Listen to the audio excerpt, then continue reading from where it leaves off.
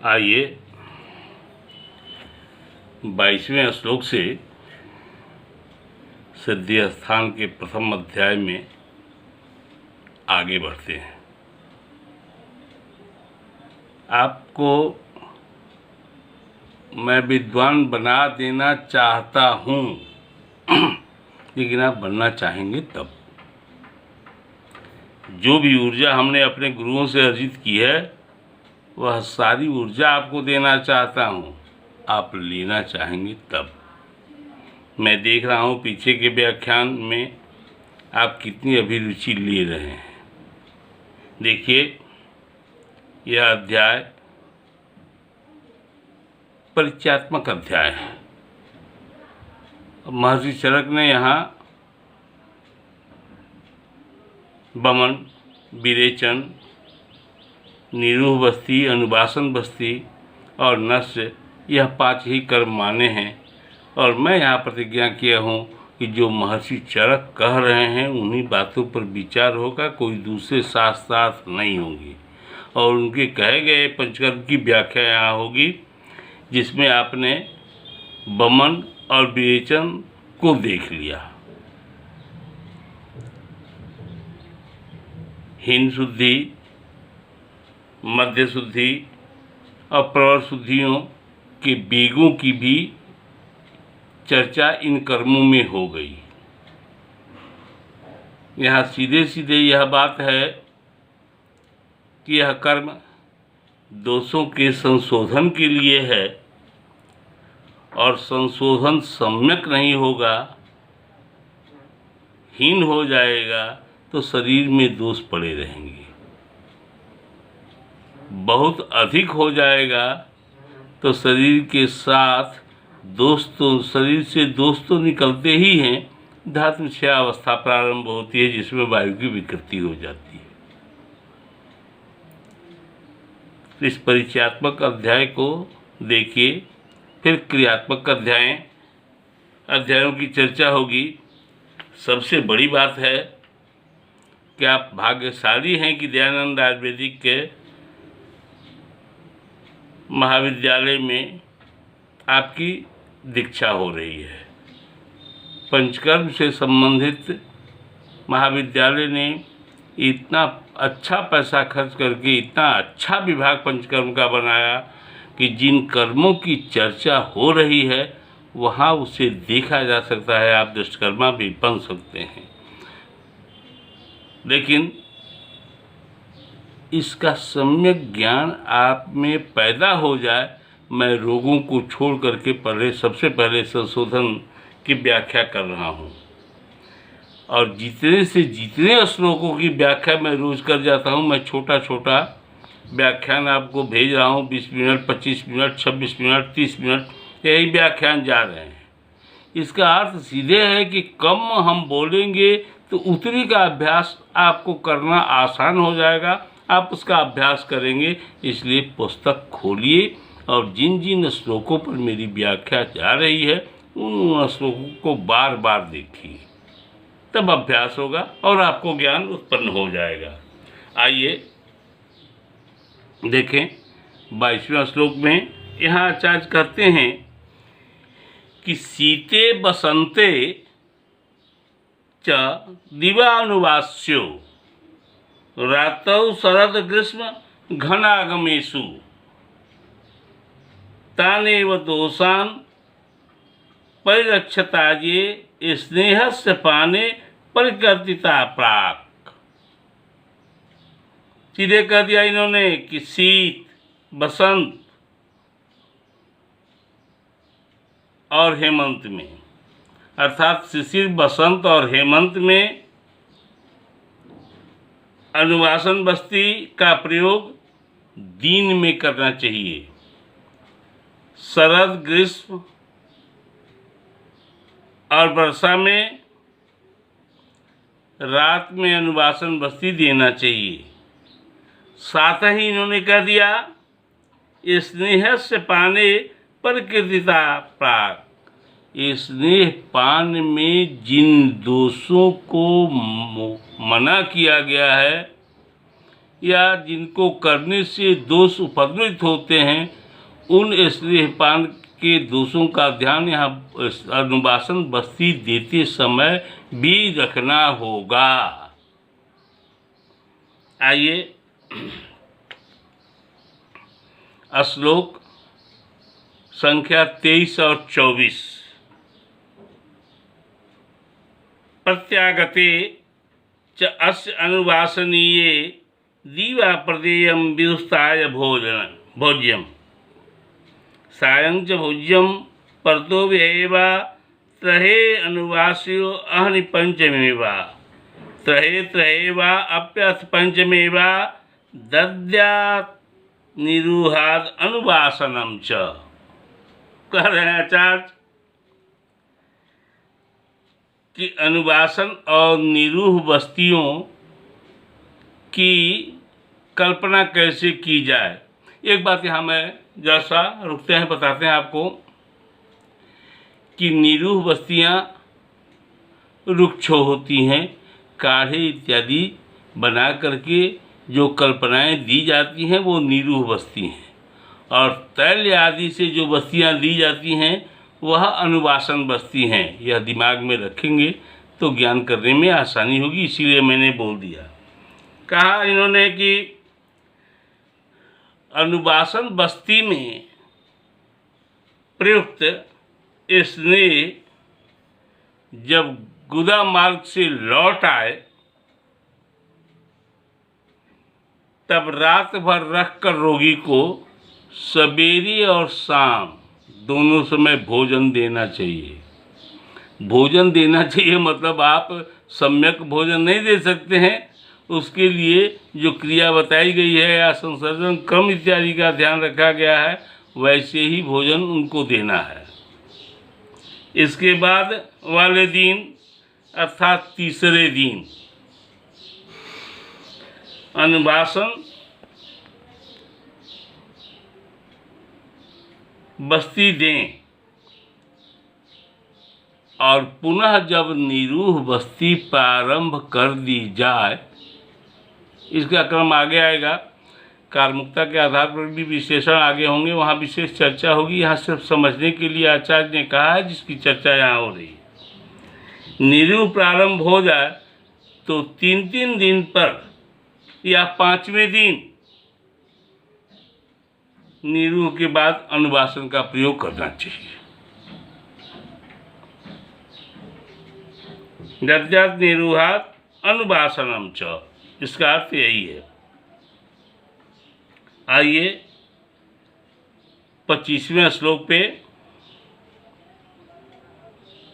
यहाँ कफजन्य रोगों में,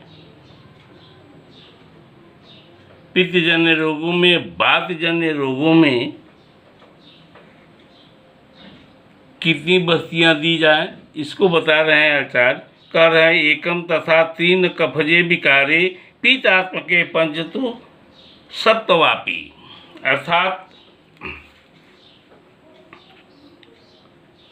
कफज रोग में 1 से 3 बस्ती, पित्तज रोग में 5 से 7 और वातज रोग में 9 से 11 बस्ती दी जाएगी।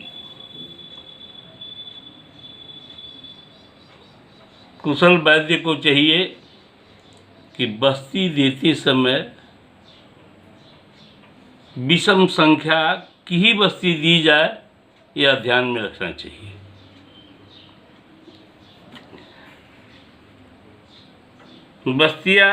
बस्तियान युष्मान कुशलो विदद्या, साफ सुथरा आचार्य ने कहा यहाँ। आइए 26वें श्लोक में, नरो विरक्तस्तु तो निरूहदानम विवर्जयेत शब्दीनान्यवश्यम शुद्धो निरोहेण विरेचनम च तद्यस्य शून्यम विकसित शरीरम। यहाँ आचार्य कह रहे हैं कि विरेचन और निरूह बस्तियों को देने में यदि सावधानी नहीं बरतेंगे तो इससे शरीर में नुकसान होता है। साफ शब्द में कह रहे हैं कि विरेचन देने के 7 दिन बाद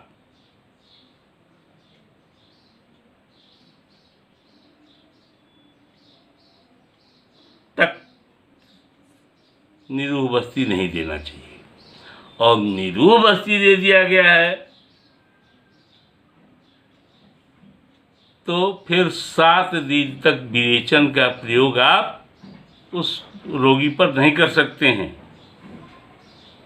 अर्थात विरेचन से शुद्ध शरीर को निरूह बस्ती और निरूह बस्ती से शुद्ध शरीर को विरेचन नष्ट कर देता है। साफ आचार्य यही कह रहे हैं। अब आइए 27वें श्लोक पर।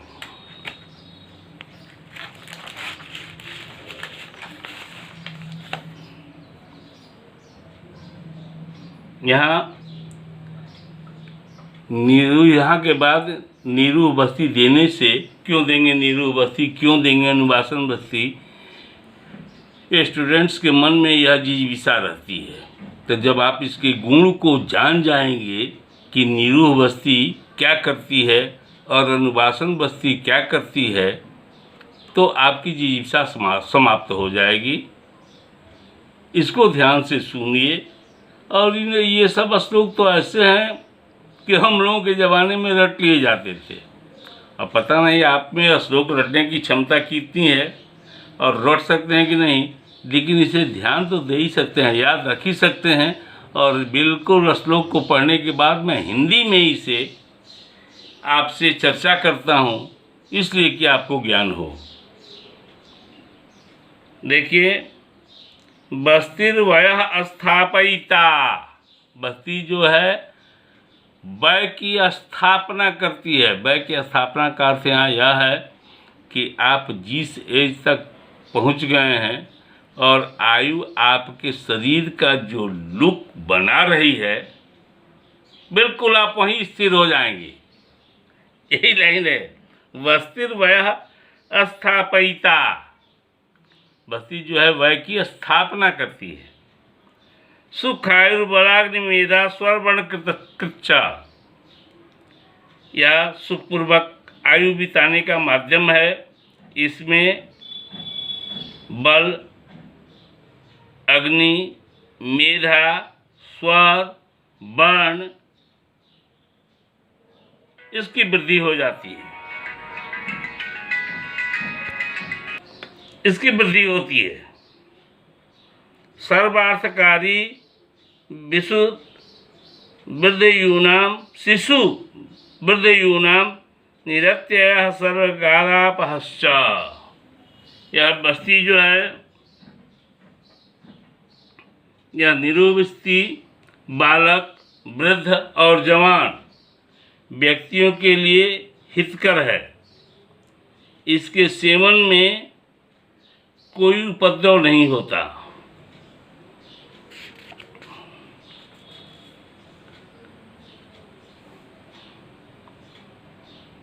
और सभी रोग इस बस्ती के द्वारा नष्ट हो जाते हैं। निरूह बस्ती मल, कफ, पीत, वायु और मूत्र को बाहर निकालने वाली होती है। इस बस्ती से शरीर में दृढ़ता उत्पन्न हो जाती है। यह बस्ती शुक्र और बल दोनों को बढ़ाने वाली होती है।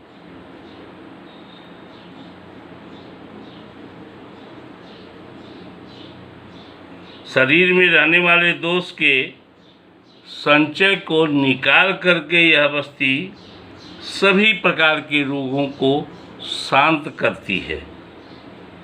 और इसीलिए इस बस्ती को बाद में आएंगे तो संशोधन बस्ती भी कहा जाता है। आइए श्लोक 29, 30 और 31, इसमें अनुवासन बस्तियों के गुणों की चर्चा है। देहे निरूहेण विशुद्ध मार्गे सस्नेहनम वर्ण बलप्रदम च, निरूह बस्तियों से के द्वारा जब स्रोतों की शुद्धि हो जाती है तो अनुवासन बस्ती का प्रयोग बल वर्ण को उत्पन्न करने वाला होता है। विशेषकर वातजन्य वेदना को शांत करने के लिए तैल प्रयोग से बढ़कर और कोई द्रव्य नहीं है। तेल अपने स्नेह गुण के चलते वायु के रुक्ष गुण को मारता है। स्नेह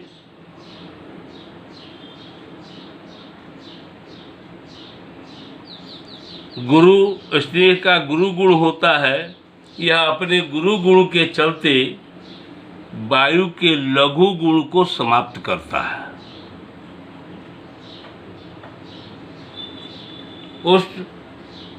स्नेह का उष्ण वीर्य होता है, जिसके कारण वायु के शीतल गुण को यह समाप्त करता है, शीतलता को नष्ट कर देता है। और इसके बाद मन में प्रसन्नता आ जाती है एवं बल, वीर्य और जठराग्नि को यह पुष्ट करती है बस्ती। जिस प्रकार पेड़ के मूल में जल डालने से वह पौधा नया नया पत्ता ले लेता है, बाद में उसमें फूल भी लगते हैं और फल भी लगते हैं, ठीक उसी प्रकार अनुवासन बस्ती के प्रयोग से मनुष्य स्वस्थ होकर के अनेक संतान उत्पन्न कर समाज में पूजित हो जाता है और इसमें अनेक शक्तियां आ जाती हैं, ऐसा आचार्य कह रहे हैं। चलिए, इन गुणों को याद कर लेना चाहिए और इसका ध्यान रखना चाहिए। आइए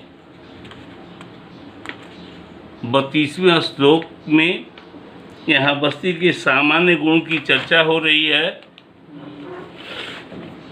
आचार्य यहाँ कह रहे हैं, अस्तब्धाश्च ये संकुचिताश्च ये अपि ये पंगवो येपि ये भग्न रुग्णा। स्तब्धाश्च जिसके शरीर जकड़ गए हैं, स्तब्ध हो गए हैं। ये संकुचिताश्च जिसके शरीर संकुचित हो रहे हैं, सिकुड़ रहे हैं। ये अपि पंगवो जो पंगु हो रहे हैं, हाथ मेरा काम नहीं कर रहा है, पैर मेरा काम नहीं कर रहा है, मैं कैसे चलूँगा, मैं कैसे भोजन करूँगा। ये पंगु लोग इस चिंता से ग्रसित हो जाते हैं और जबरन अपने अंगों को घसीटते हैं। इसी को आचार्य ने लिखा, ये पंगवो ये अपिचा भग्न रुग्णा, और जिनके पैर हाथ चोट चपेट लगने से टूट गए हों। येषां च शाखाश्चरन्ति वाता, ऐसे लोगों में उनके शाखाओं में वायु जो है गमन करता रहता है, वायु की वृद्धि होती है। ऐसी अवस्था में सस्तो विशेषेण हितेषु बस्ती, उसको अनुवासन बस्ती बिल्कुल ठीक कर देती है। ऐसे रोगियों में विशेष रूप से अनुवासन बस्तियों का प्रयोग बताया गया है। आइए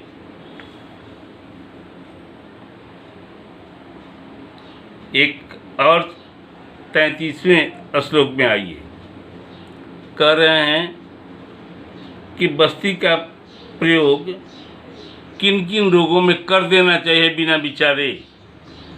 33वें श्लोक में इसकी चर्चा करते हुए आचार्य कह रहे हैं, अघमापने विगर्थिते पुरुषे शूले च भक्तान् अभिनंदनेन च एवं प्रकाराश्च भवन्ति कुक्षौ ये च आमयस्तेषु च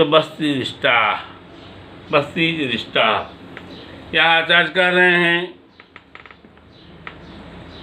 कि उदर में आगमान हो, उदर में आगमान हो, मल में कंडियां बन रही हों, गोली बन रहे हों मल में, उदर में शूल हो रहा हो, भोजन में अरुचि होती है। इसके पहले भी मैंने बताया कि जब मलाशय में मल पड़ा रहेगा, भरा रहेगा, तो भोजन में अरुचि स्वभावतः हो जाती है। यह शास्त्र सिद्धांत है। या अन्य रोग में, पेट में, उन सभी रोगों में बस्ती का प्रयोग उत्तम माना गया है। आइए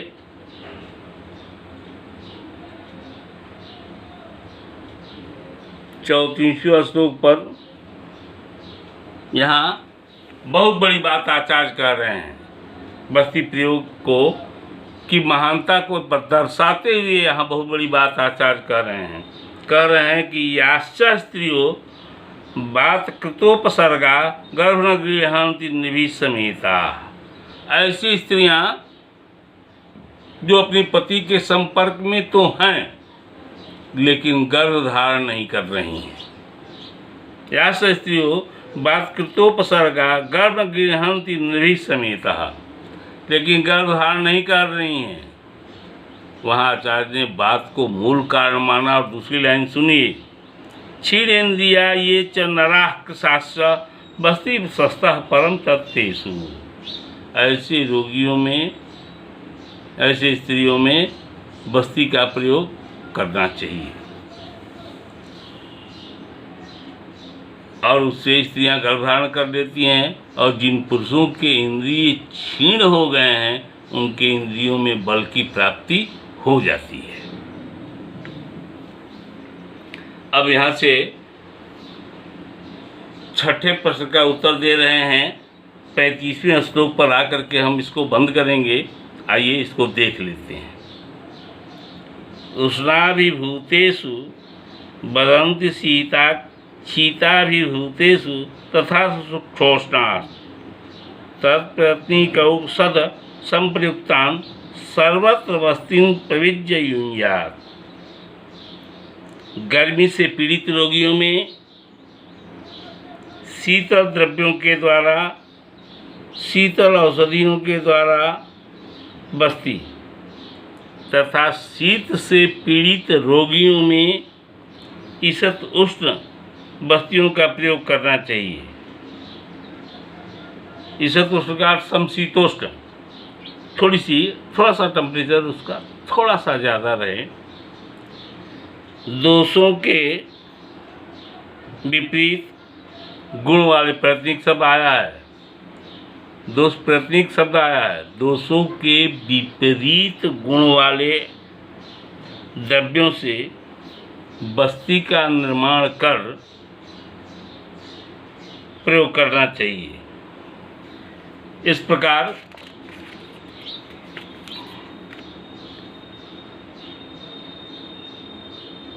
इसी तरह से बस्तियों का प्रयोग होना चाहिए। कहना यह चाहते हैं कि रोगी यदि सिद्ध द्रव्यों से पीड़ित है तो वहाँ रुक्ष बस्ती है। रोगी यदि रुक्ष द्रव्यों से पीड़ित है, रुक्ष काल, रुक्ष देश सबका ध्यान रखना है, तो वहाँ स्नेह बस्ती का प्रयोग होना चाहिए। धन्यवाद। आगे हम 36 से वृंगण बस्तियों की चर्चा आगे के व्याख्यान में करेंगे। और आप भाग्यशाली हैं, इन चीज़ों को पढ़िए, समझिए। और दयानंद आयुर्वेदिक महाविद्यालय में, जहाँ अस्पतालों में जहाँ पंचकर्म कराया जा रहा है, अभी तो भाई लॉकडाउन में स्थिति अच्छी नहीं है, वहाँ कोविड-19 का आइसोलेशन सेंटर बन गया है, रोगी वहाँ रह रहे हैं। लेकिन जैसे ही यह लॉकडाउन खुलता है, आप कॉलेज खुलता है, तो इसे देखें या हमसे कहें, हम स्वयं आपके साथ चलेंगे और जिस तरह से परिचयात्मक बात यहाँ शास्त्र के माध्यम से हो रही है वहाँ आपको दुष्कर्मा भी बनाया जाएगा। वैसे तो आपको फाइनल ईयर में स्वतंत्र रूप से इस विषय को पढ़ना ही है। धन्यवाद।